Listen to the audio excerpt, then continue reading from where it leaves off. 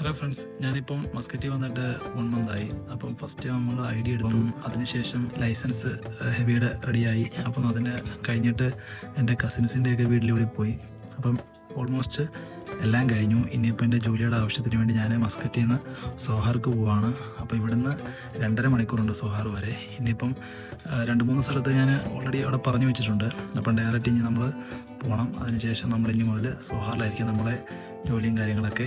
അപ്പോൾ നമ്മുടെ ബാഗ് എല്ലാം ഫുള്ള് ഡ്രസ്സ് കാര്യങ്ങളെല്ലാം നമ്മൾ എടുക്കുവാണ്. ഈ ബാഗും ഇതുമാണ് നമുക്ക് കൊണ്ടുപോകേണ്ടത്. അപ്പോൾ ഇത് ഞാൻ നാട്ടിൽ നിന്ന് കൊണ്ടുവന്ന ബാഗാണ്. ഇതിപ്പം ഇവിടുന്ന് വാങ്ങിയതാണ്.